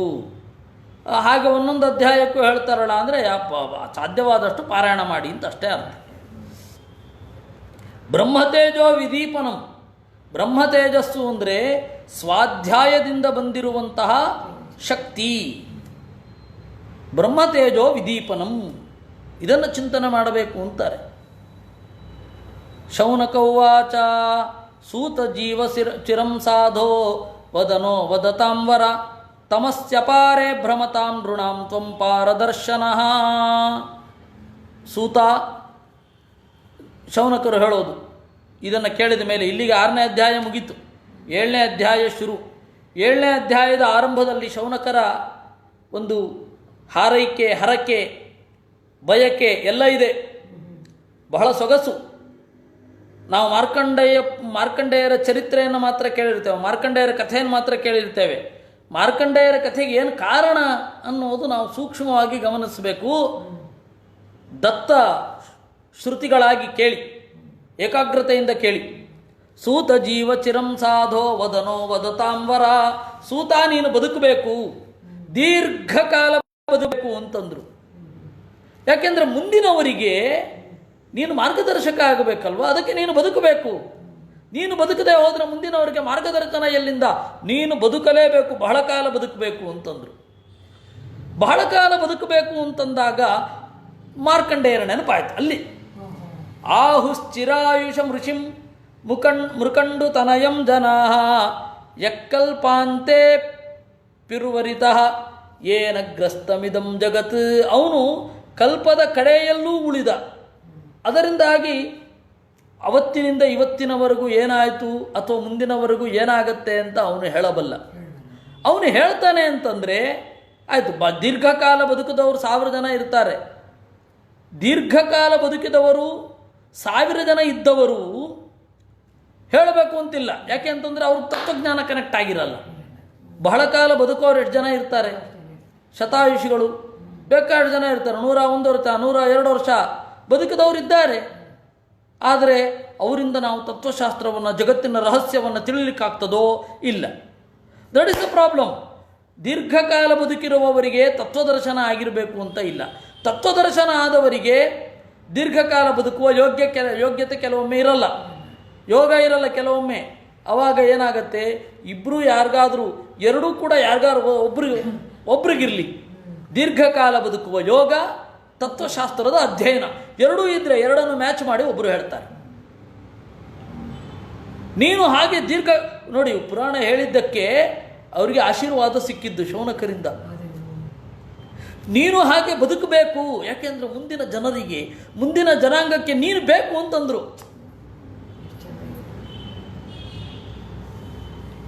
ಸವಾ ಅಸ್ಮತ್ ಕುಲೋತ್ಪನ್ನ ಕಲ್ಪೇಸ್ಮಿನ್ ಭಾರ್ಗವರ್ಷಭ ನೈವಾಧುನಾಪಿ ಭೂತಾನಾಂ ಸಂಪ್ಲವಕ್ಕೋಪಿ ಜಾಯತೆ. ಅವನು ನಮ್ಮ ವಂಶದ ಹಿರಿಯ, ಶೌನಕರು ಹೇಳೋದು. ಯಾಕೆಂದರೆ ಶೌನಕರು ಭೃಗುಕುಲೋತ್ಪನ್ನರು.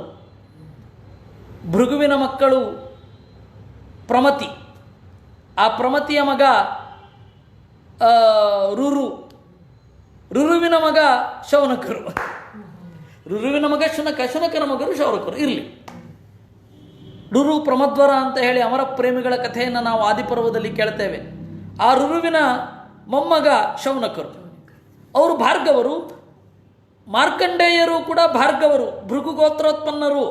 ನಮ್ಮ ಕುಲದ ಹಿರಿಯ ಇನ್ನೂ ಇದ್ದಾನೆ, ಅವನಂತೆ ನೀನು ಬದುಕಬೇಕು. ಯಾಕೆ ಅಂತಂದರೆ ಮುಂದಿನ ಪೀಳಿಗೆಗೆ ನೀನಲ್ವಾ ಕೊಡಬೇಕಾದದ್ದು ಶಾಸ್ತ್ರವನ್ನು. ಏಕ ಏವಾರ್ಣವೇ ಬ್ರಾಹ್ಮ್ಯನ್ ದದರಚ ಪುರುಷಂ ಕಿಲ ವಟಪತ್ರ ಪುಟೇ ತೋಕಂ ಶಯಾನಂ ತ್ವೇಕಮದ್ಭುತಂ. ಅವನಲ್ಲವಾ ಖಾಲಿಯಾದ ಶೂನ್ಯವಾದ ಜಾಗದಲ್ಲಿ ಎಲೆಯೊಂದರ ಮೇಲೆ ಕುಳಿತಿರುವ ಮಗುವನ್ನು ಕಂಡವನು. ಏಷನ ಸಂಶಯೋ ಭೂಯಾನ್ ಮಹಾಕೌತೂಹಲಂ ಯತಃ ತನ್ನಶ್ಚಿಂದಿ ಮಹಾಯೋಗಿನ್ ಪುರಾಣೇಶ್ವಪಿ ಸಮ್ಮತಃ. ನೀನೊಬ್ಬನೇ ನಮಗೆ ಆ ಕಥೆಯನ್ನು ಹೇಳಿ ಕುತೂಹಲವನ್ನು ತಣಿಸಬಲ್ಲವ. ನಮಗೆ ಹೇಳಬೇಕು, ನಿನಗೆ ಹಳೆಯ ಕಥೆಯೆಲ್ಲ ಗೊತ್ತಿದೆ. ಅವನು ಪುರಾಣಗಳಲ್ಲಿ ಉಲ್ಲೇಖಿತನಾಗಿದ್ದಾನೆ. ಅವನು ಪುರಾಣ ಋಷಿಯೂ ಕೂಡ, ಒಂದು ಪುರಾಣವನ್ನು ಕಂಡಿದ್ದಾನೆ. ಒಳ್ಳೆಯ ಸಂಗತಿಯನ್ನು ಹೇಳೋದರಿಂದ, ಒಳ್ಳೆಯ ಸಂಗತಿಯನ್ನು ಕೇಳೋದರಿಂದ ಹಿರಿಯರ ಆಶೀರ್ವಾದ ಹೇಗೆ ದೊರಕತ್ತೆ ಅನ್ನೋದಕ್ಕೆ ಇದು ದೊಡ್ಡ ಸಾಕ್ಷಿ ಇದೆ. ನಾನು ಹೇಳ್ತಾ ಇರ್ತೇನೆ, ತಾಡವಾಲೆಯನ್ನು ಒಮ್ಮೆ ಮುಟ್ಟಿ ಹಿರಿಯರ ಆಶೀರ್ವಾದ ಸಿಗುತ್ತೆ ಅಂತ. ಒಳ್ಳೆಯ ಸಂಗತಿಯನ್ನು ಕೇಳಬೇಕು, ಒಳ್ಳೆಯ ಸಂಗತಿಯನ್ನು ಪ್ರತೀಕವನ್ನು ನಾವು ಮುಟ್ಟಬೇಕು. ಸೂತೌವಾಚ ಪ್ರಶ್ನಸ್ತ್ವಯಾ ಮಹರ್ಷೇಯಂ ಕೃತೋ ಲೋಕಭ್ರಮಾಪಃ ನಾರಾಯಣ ಕಥಾ ಯತ್ರ ಗೀತಾ ಕಲಿಮಲಾಪಃ. ಸೂತರಿಗೆ ಖುಷಿಯಾಯಿತು. ಅವರು ಹೇಳಿದ್ರಂತೆ, ಒಳ್ಳೆ ಪ್ರಶ್ನೆ ಮಾಡಿದ್ರಿ ಅಂತ. ಆಶೀರ್ವಾದವನ್ನು ಅವರು ಸ್ವೀಕರಿಸಿದರು, ಆ ಪ್ರಶ್ನೆಯನ್ನು ಹೊಗಳಿದ್ರು. ಲೋಕಭ್ರಮಾಪಃ, ಲೋಕದ ಭ್ರಮೆಯನ್ನೆಲ್ಲ ಕಳೆಯುವಂತಹ ಪ್ರಶ್ನೆಯನ್ನು ಮಾಡಿದಿರಿ. ನಾರಾಯಣ ಕಥಾ ಯತ್ರ ಗೀತಾ ಕಲಿಮಲಾಪಃ, ನಾರಾಯಣನ ಕಥೆ ಅಲ್ಲಿ ಬರುತ್ತೆ. ನಾರಾಯಣನ ಮಹಿಮೆ ಆ ಮಾರ್ಕಂಡೇಯ ಜೀವನ ಚರಿತ್ರೆಯಲ್ಲಿ ಬರ್ತದೆ. ಪ್ರಾಪ್ತ ದ್ವಿಜಾತಿ ಸಂಸ್ಕಾರೋ ಮಾರ್ಕಂಡೇಯ ಪಿತುಕ್ರಮಾತ್ ಛಂದಾಂಸ್ಯಧೀತ್ಯ ಧರ್ಮೇಣ ತಪಸ್ವಾಧ್ಯಾಯ ಸಂಯುತಃ. ಪ್ರಾಪ್ತ ದ್ವಿಜಾತಿ ಸಂಸ್ಕಾರ, ಮಾರ್ಕಂಡೇಯರಿಗೆ ಉಪನಯನ ಆದ ಮೇಲೆ ಛಂದಾಂಸಿ ಅಧೀತ್ಯ, ಬ್ರಹ್ಮಚರ್ಯ ವ್ರತದಲ್ಲಿ ವೇದವನ್ನು ಅಧ್ಯಯನ ಮಾಡಿ, ಬೃಹದ್ವೃತಧರ ಶಾಂತಃ ಜಟಿಲೋ ವಲ್ಕಲಾಂಬರಃ ಬಿಭ್ರತ್ ಕಮಂಡಲುಂ ದಂಡಮುಪವೀತಂ ತಮೇಖಲಂ. ಜಟೆಯನ್ನು ತೊಟ್ಟು ಮರದ ತೊಗಟೆಯನ್ನು ಉಟ್ಟು ಕುಳಿತಿದ್ರು. ಕೃಷ್ಣಾಜಿನಂ ಚಾಕ್ಷಸೂತ್ರಂ ಕುಶಾಂಶ್ಚ ನಿಯಮೈರ್ಯುತಃ ಅಗ್ನ್ಯರ್ಕ ಗುರುವಿಪ್ರಾಂಶ್ಚ ಸ್ವರ್ಚಯನ್ ಸಂಧ್ಯಯೋರ್ಹರಿಂ. ಅಗ್ನಿಯಲ್ಲಿ, ಸೂರ್ಯನಲ್ಲಿ, ಗುರುಗಳಲ್ಲಿ ದೇವರನ್ನು ಕಾಣುತ್ತಾ, ಉಪಾಸನೆ ಮಾಡ್ತಾ, ದೇವರನ್ನು ಚಿಂತನೆ ಮಾಡ್ತಾ ಇದ್ದರು. ಸಾಯಂ ಪ್ರಾತಸ್ಸ ಗುರವೇ ಭೈಕ್ಷ್ಯಮಾಹೃತ್ಯವಾಗ್ಯತಃ ಬುಭುಜೆ ಗುರುವನುಜ್ಞಾತಃ ಸಕೃನ್ನೋಚೇದುಪೋಷಿತಃ. ಸಾಯಂ ಪ್ರಾತಸ್ಸ ಗುರವೇ, ಬೆಳಗ್ಗೆ ಸಂಜೆ ಗುರುಗಳಿಗೆ ಭಿಕ್ಷೆಯನ್ನು ತಂದು ಇತ್ತು. ಗುರುಗಳ ಅನುಮತಿಯಿಂದ ಆ ಉಳಿದ ಭಿಕ್ಷೆಯನ್ನು ಉಂಡು ಶಾಸ್ತ್ರವನ್ನು ಚಿಂತನೆ ಮಾಡ್ತಾ ಇದ್ದಿದ್ದು. ಏವಂ ತಪಸ್ವಾಧ್ಯಾಯ ಪರೋ ವರ್ಷಾಣಾಮಯುತಾಯುತಂ ಆರಾಧಯನ್ ಹೃಚಿಕೇಶಂ ಜಿಗ್ಗೆ ಮೃತ್ಯುಂ ಸುದುರ್ಜಯಂ. ಗುರುಗಳು ಕೊಟ್ಟರೆ ಉಂಟು, ಇಲ್ಲ ಅಂತಂದರೆ ಉಪೋಷಿತ, ಅದು ಒಂದು ಬಾರಿ ಮಾತ್ರ ಉಣ್ಣುವುದು.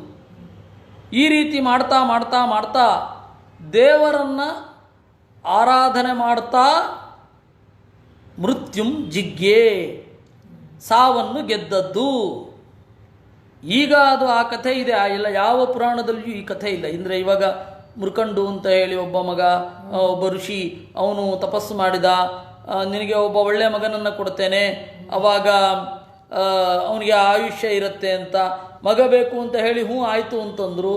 ಆಮೇಲೆ ಅವನು ಶಿವಲಿಂಗವನ್ನು ಅಪ್ಕೊಂಡ, ಯಮ ಬಂದು ಇವೆಲ್ಲ ಇಲ್ಲದ ಕಥೆ, ಅವೆಲ್ಲ ಇಲ್ಲ. ದೇವರನ್ನು ಆರಾಧನೆ ಮಾಡಿ ಒಳ್ಳೆ ಜೀವನ ಶೈಲಿಯಿಂದ ದೀರ್ಘ ಜೀವಿತವನ್ನು ಪಡೆದದ್ದೇ ವಿನಃ ಬೇರೆ ಅಲ್ಲ. ಜಿಗ್ಗೆ ಮೃತ್ಯುಂ ಸುದುರ್ಜಯಂ ಸಮಾರಾಧ್ಯ ಋಷಿಕೇಶಂ ಜಿಗ್ಗೆ ಮೃತ್ಯುಂ ಸುದುರ್ಜಯಂ. ದೇವರ ಆರಾಧನೆ ಮಾಡಿದ್ದು ಸಾವನ್ನೇ ಗೆದ್ದಿದ್ದು ಅಷ್ಟೇ, ಬೇರೆ ಅಲ್ಲ. ನಮಗೆ ತಪ್ಪು ಕಿವಿಗೆ ಬಿದ್ದಿರೋದು ನಾವು ತಿದ್ದುಕೊಳ್ಬೇಕು ಇಲ್ಲಿರೋದ್ರಿಂದ ಅಷ್ಟೆ. ತಸ್ಯೈವಂ ಯುಂಜತಶ್ಚಿತ್ತಂ ಇತ್ತಂ ಬೃಹದ್ವ್ರತಧರಸ್ತಪಸ್ವಾಧ್ಯಾಯತಂಜಮೈ ದಧ್ಯಾವಧೋಕ್ಷಜಂ ಯೋಗಾತ್ ಧ್ವಸ್ತ ಕ್ಲೇಶೋಂತರಾತ್ಮನ. ತನ್ನ ಒಳಗಡೆ ಎಲ್ಲ ಕ್ಲೇಶವನ್ನು ಕಳೆದುಕೊಂಡರು ಮಾರ್ಕಂಡೇಯರು ದೇವರನ್ನು ಚಿಂತನೆ ಮಾಡ್ತಾ. ತಸ್ಯೈವಂ ಯುಂಜತಶ್ಚಿತ್ತಂ ಮಹಾಯೋಗೇನ ಯೋಗಿನಃ ವ್ಯತೀಯಾಯ ಮಹಾನ್ ಕಾಲ ಮನ್ವಂತರ ಚಡಾತ್ಮಕ. ಈ ರೀತಿ ತಪಸ್ ಮಾಡ್ತಾ ಮಾಡ್ತಾ ಮಾಡ್ತಾ 6 ಮನ್ವಂತರಗಳು ಕಳೆದು ಹೋಯಿತು ಅಂತ ಹೇಳ್ತಾರೆ. ಏತತ್ ಪುರಂದರೋ ಜ್ಞಾತ್ವಾ ಸಪ್ತಮೇಸ್ಮಿನ್ ಕಿಲಾಂತರೆ ತಪೋ ವಿಶಂಕಿತೋ ಬ್ರಹ್ಮನ್ನಾರೇಭೇ ತದ್ವಿಘಾತನಂ. ಇದನ್ನು ನೋಡ್ತಾ ನೋಡ್ತಾ ನೋಡ್ತಾ ಇಂದ್ರನಿಗೆ ಅಳುಕು ಉಂಟಾಯ್ತಂತೆ. ವಿಶಂಕಿತ ಅಂದರೆ ಶಂಕೆ ಇಲ್ಲದೆ ಅಂತ ಒಂದರ್ಥ. ಮೇಲುನೋಟಕ್ಕೆ ಅವನಿಗೆ ಶಂಕೆ ಬಂತು, ಏಕಾಗಿ ಇವನು ಮಾಡ್ತಾ ಇದ್ದಾನೆ ಅಂತ. ಮತ್ತು ಎಲ್ಲಕ್ಕಿಂತ ಉದ್ದೇಶ ಏನು ಅಂತಂದರೆ ಇಂತಹ ತಪಸ್ವಿಯನ್ನು ಜಗತ್ತಿಗೆ ಪರಿಚಯಿಸಬೇಕು ಅಂತ ಅಷ್ಟೇ, ಇನ್ನೇನಿಲ್ಲ. ಆ ತಪಸ್ಸನ್ನು ನಾಶ ಮಾಡಲಿಕ್ಕೆ ಹೊರಡ್ತಾ ಇದ್ದರು. ಗಂಧರ್ವಾಪ್ಸರತಕ್ಕಾಂ ವಸಂತಂ ಮಲಯಾನಿಲಂ ಮುನಯೇ ಪ್ರೇಚಯಾ ಮಾತರಜಸ್ತೋ ಭವದೌ ತದಾ.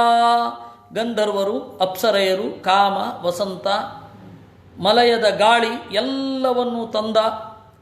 ತೇ ವೈ ತದಾಶ್ರಮಂ ಜಗ್ಮುಹು ಹಿಮಾದ್ರೆ ಪಾರ್ಶ್ವ ಉತ್ತರೇ ಪುಷ್ಯಭದ್ರಾ ನದಿ ಯತ್ರ ಚಿತ್ರಾಖ್ಯಾ ಚ ಶಿಲಾ ವಿಭೋ. ಅವರು ಹಿಮಾಲಯದ ಮೂಲೆಯೊಂದರಲ್ಲಿ ಉತ್ತರ ಪಾರ್ಶ್ವದಲ್ಲಿ ಪುಷ್ಯಭದ್ರಾ ಅಂತನ್ನುವ ನದಿ ಇದ್ದ ಜಾಗದಲ್ಲಿ ತಪಸ್ಸು ಮಾಡ್ತಾ ಇದ್ದರು. ಗತ್ವಾಶ್ರಮ ಪದಂ ಪುಣ್ಯಂ ನಾನಾದ್ರುಮಲತಾವೃತಂ ಪುಣ್ಯದ್ವಿಜಕುಲಾಕಿರಣಂ ಪುಣ್ಯಾಮಲಜಲಾಶಯಂ. ಸುಂದರವಾದ ಆಶ್ರಮ, ತಂಪಾದ ನೀರು, ಪವಿತ್ರವಾದ ಗಾಳಿ, ಈ ತರಹದ ಸೊಗಸಾದ ಆಶ್ರಮದ ಜಾಗಕ್ಕೆ ಬಂದರು ಅವರು. ಮತ್ತ ಭ್ರಮರ ಸಂಗೀತಂ ಮತ್ತ ಕೋಕಿಲ ಕೂಜಿತಂ ಮತ್ತ ಬರಹಿ ನಟಾಟೋಪಂ ಮತ್ತ ದ್ವಿಜಕುಲಾಕುಲಂ. ದುಂಬಿಗಳ ಗುಯ್ಗುಟ್ಟುವ ಗಾನ, ಕೊರಳು ತುಂಬಿ ಹಾಡುವ ಕೋಗಿಲೆಗಳಿರುವ ಜಾಗ. ಮತ್ತ ಬರಹಿ ನಟಾಟೋಪಂ, ನವಿಲಿನ ಚಂದದ ಕುಣಿತ, ಇವುಗಳನ್ನೆಲ್ಲ ನೋಡಿದ್ರು.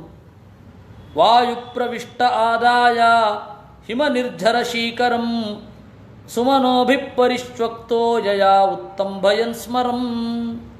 ವಾಯುದೇವ, ಪ್ರವಾಹ ವಾಯು ಬೀಸಿದ ಒಳಗಿನ ಕಾಮ ಭುಗಿಲೇಳುವ ಹಾಗೆ. ಉದ್ಯಚ್ಚಂದ್ರ ನಿಶಾವಕ್ತ್ರ ಪ್ರವಾಳಸ್ತಬಕಾಳಿಭಿಃ ಗಾಯನ್ ರುದ್ರುಮಲತಾಜಾಲೈಃ ತತ್ರಾಸೀತ್ ಕುಸುಮಾಕರಃ. ಅಲ್ಲಿ ವಸಂತ ವೃಕ್ಷ, ವಸಂತ ಋತು, ಅಭಿಮಾನಿ ದೇವತೆ ಬಂದ.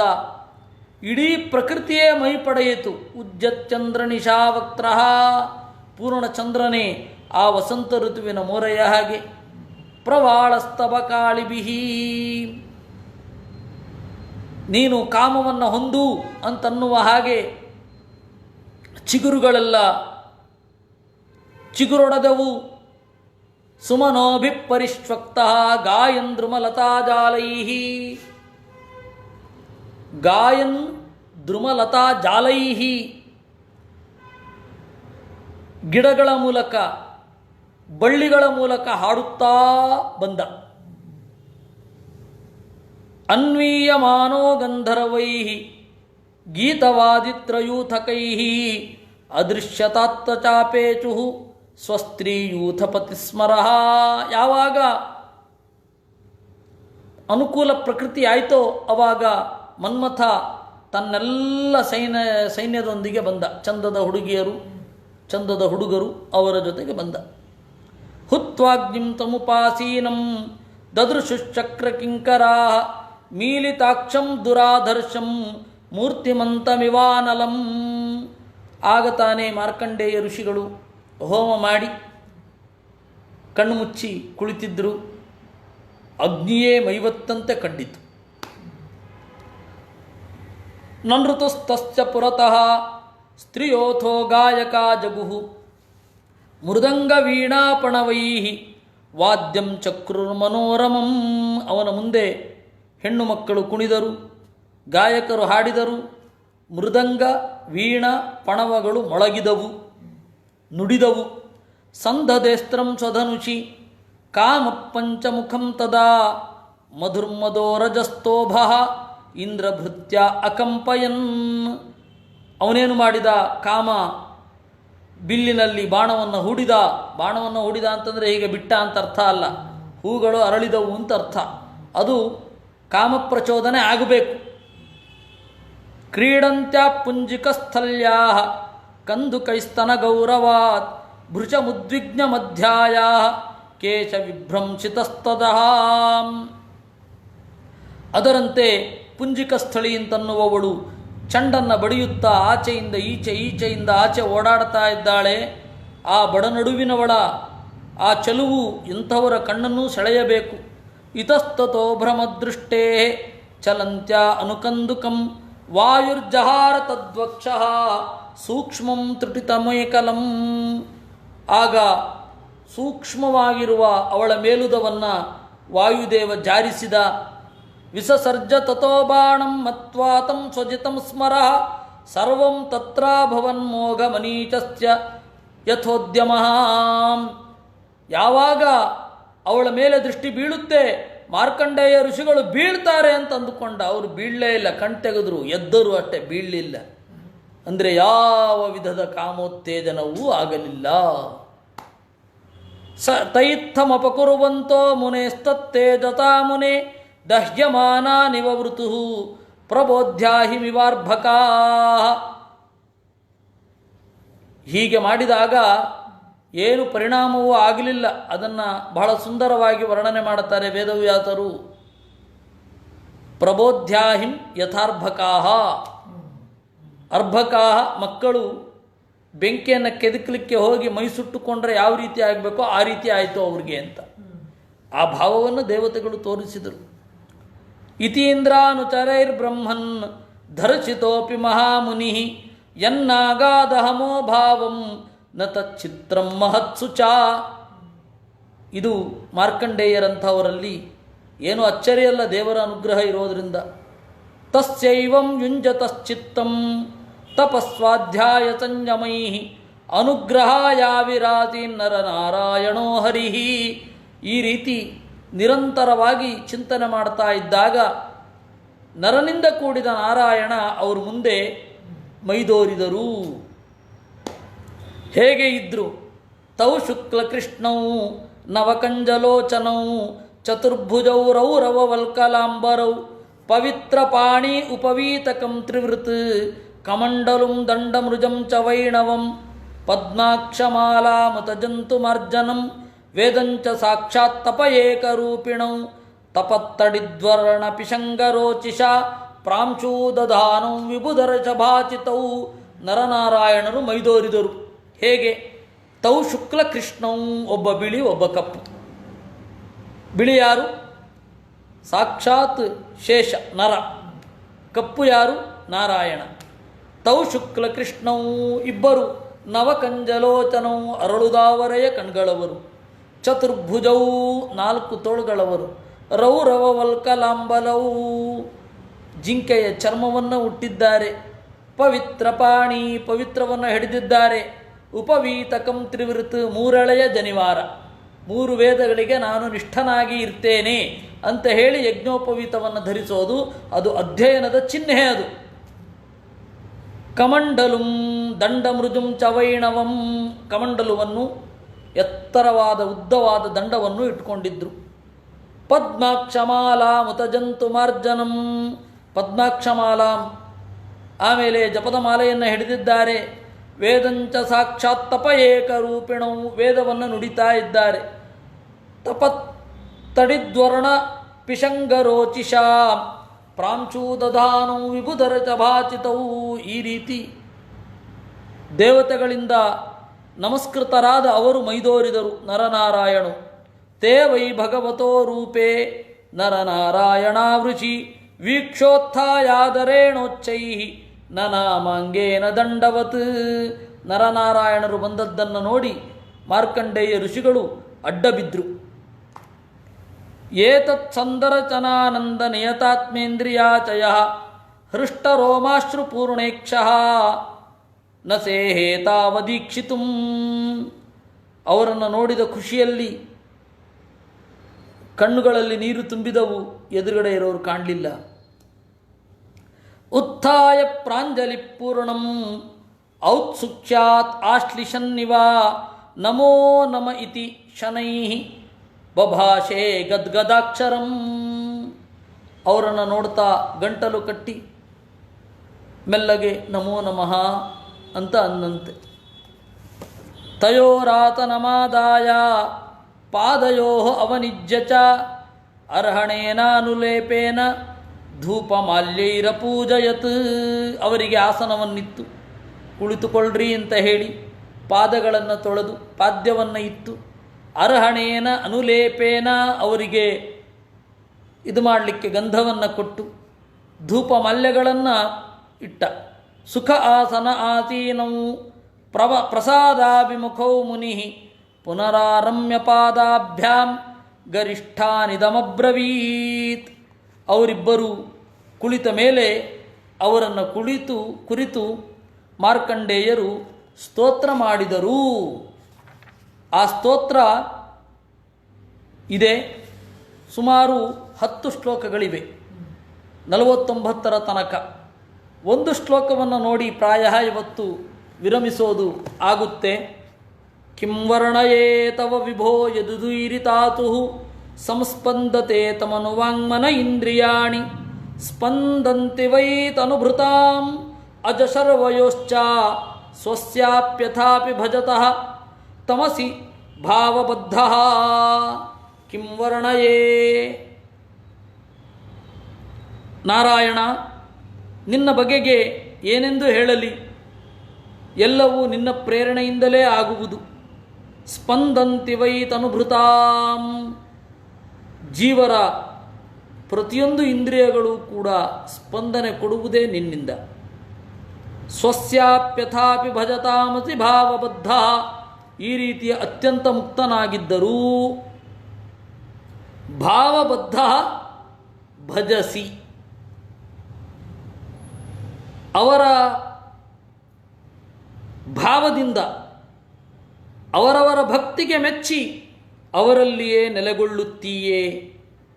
ಮೂರ್ತಿ ಇಮೇ ಭಗವತೋ ಭಗವನ್ಸ್ತ್ರಿಲೋಕ್ಯಾ ಕ್ಷೇಮಾಯ ತಾಪ ವಿರಮಾಯ ಚ ಮೃತ್ಯುಜಿತ್ಯೈ ನಾನಾ ಬಿಭರ್ಷಿ ಅನುಪಮಾನ್ಯತನೂರ್ಯಥೇದಂ ಸೃಷ್ಟ್ವಾ ಪುನರ್ಗ್ರಸಸಿ ಸರ್ವಮಿವೋರ್ಣನಾಭಿಃ.